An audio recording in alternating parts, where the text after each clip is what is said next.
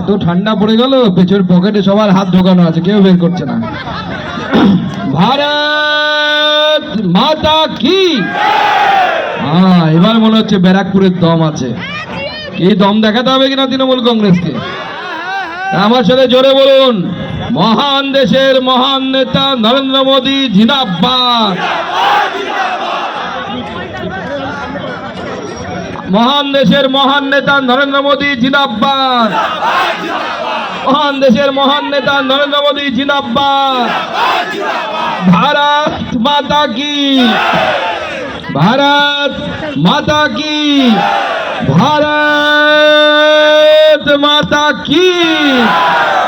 বন্ধুগণ, আজকে আমরা পরিবর্তন যাত্রায় এখানে উপস্থিত হয়েছি ব্যারাকপুর বিধানসভায়।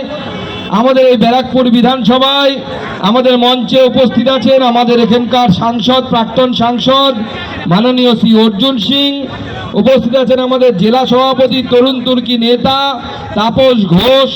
উপস্থিত প্রাক্তন সভাপতিগণ অহিন্দা, বাবলুদা, অশোকদা, সন্দীপ ব্যানার্জি, ফাল্গুনিদি যিনি মহিলা মোর্চার রাজ্যের সভানেত্রীও আছেন, এবং আমাদের সদ্য প্রাক্তন সভাপতি মনোজ ব্যানার্জি, এবং সহ আমাদের জেলার জিএসদেরকে সামনে দেখা যাচ্ছে কয়েকজনকে, সবার নাম আমি নিতে পারছি না।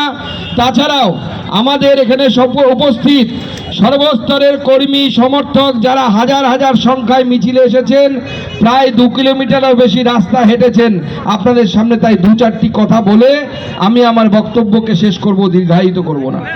বন্ধুগণ, আমরা পরিবর্তন যাত্রায় নেমেছি। পরিবর্তন যাত্রার উদ্দেশ্য হচ্ছে এই বাংলার পরিবর্তন করা। কি পরিবর্তন? বাংলার মৌলিক পরিবর্তন। কি ধরনের মৌলিক পরিবর্তন? আপনি ভাবুন, যে বাংলা এক সময় গোটা ভারতবর্ষের জিডিপিতে অর্থাৎ গ্রস ডোমেস্টিক প্রোডাক্টে 26% অংশগ্রহণ করত, যে বাংলা শিল্পে 1 নাম্বার ছিল, যে বাংলায় এক সময় চার্টার্ড অ্যাকাউন্ট পাস করার পর আমার ব্যক্তিগতভাবে জানা আছে মুম্বাইয়ের একজন যুবক সিএ পাস করার পরে বাংলায় এসেছিল যে এখানে ভালো মাইনে পাওয়া যাবে, ভালো কাজ পাওয়া যাবে। আজকে সেই বাংলা ছেড়ে প্রত্যেকটি মানুষ অন্য রাজ্যে যেতে বাধ্য হচ্ছে চিকিৎসার জন্য, কখনো চাকরির জন্য, কখনো কর্মসংস্থানের জন্য। তাই বন্ধুগণ, এই লড়াই বাংলাতে শুধু বিজেপির মুখ্যমন্ত্রী বানানোর লড়াই নয়। এই লড়াই আপনার ঘরের যে বাচ্চাটাকে আপনি কষ্ট করে ইংরেজি মিডিয়াম স্কুলে পড়াচ্ছেন, যে বাচ্চাটাকে কষ্ট করে আপনি টিউশন দিয়ে সরকারি স্কুলে পড়াচ্ছেন, আগামী দিনে তারা চাকরি পাবে কিনা তার লড়াই, এই বাংলাকে বাঁচানোর লড়াই, এই বাংলাকে বাংলাদেশ সবার হাত থেকে রক্ষা করার লড়াই। তাই আমাদের এই পরিবর্তন যাত্রা, আমাদের সেই জন্য পরিবর্তন যাত্রা। আমাদের বিহারে সরকার আছে, আমাদের বিভিন্ন রাজ্যে সরকার আছে। কিছুদিন আগে বিহারে 202 সিট পেয়ে আমরা সেখানে জিতেছি। তার আগে মহারাষ্ট্রে ভোট হয়েছে, সেখানে জিতেছি। অনেক রাজ্যে জিতেছি। ভারতীয় জনতা পার্টি রাজনৈতিক দল হিসেবে যদি পশ্চিমবঙ্গে না যেতে ভারতীয় জনতা পার্টির হয়তো রাজনীতিতে খুব বড় বিরাট ক্ষতি হবে না, কিন্তু ভারতীয় জনতা পার্টি বিশ্বাস করে যে পশ্চিমবঙ্গকে যদি রক্ষা করা না যায়, পশ্চিমবঙ্গের যে ডেমোগ্রাফিক চেঞ্জ হচ্ছে, জনবিন্যাসের পরিবর্তন হয়ে যাচ্ছে, সেটাকে যদি আটকানো না যায়, পশ্চিমবঙ্গ আগামী দিনে পশ্চিমবঙ্গ থাকবে না, পশ্চিম বাংলাদেশে পরিণত হবে। সেই জন্য ভারতীয় জনতা পার্টির লড়াই, সেই জন্য ভারতীয় জনতা পার্টি মাঠে নেমেছে।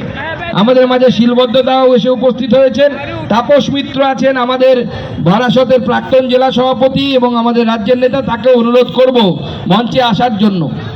এছাড়া অন্যান্য যারা নেতৃত্ব আছেন রাজ্যের, যদি কেউ থেকে থাকেন, আমার যদি মিস হয়ে থাকেন, তাদেরকে অনুরোধ করব তারা রাজ্যে চলে আসুন, স্টেজে চলে আসুন।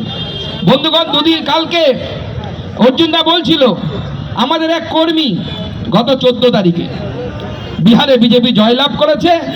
সেই জয়লাভ করার জন্য যারা ডায়মন্ড হারবারে দাঁড়িয়ে লাড্ডু খাওয়াচ্ছিল, এটা তাদের দোষ। সেই জন্য শেখ শামীম, আমাদের যে তোলাবাজ ভাইপো আছে, কয়লা ভাইপো আছে, যে ভাইপো এই পশ্চিমবঙ্গটাকে বাজারে পরিণত করেছে, কখনো চাকরি বিক্রির বাজার 15 কোটি টাকা। কাকুর রেকর্ডিং শুনেছেন তো আপনারা? কাকু নিজে বলছে ভাইপো 15 কোটি নেবে, অভিষেক 15 কোটি নেবে। এটা কোন অভিষেক সেটা অবশ্য কাকু বলছে না। এটা কি পিসির ভাইপো অভিষেক নাকি অমিতাভ বচ্চন? সেটা দেখো কিন্তু এখনো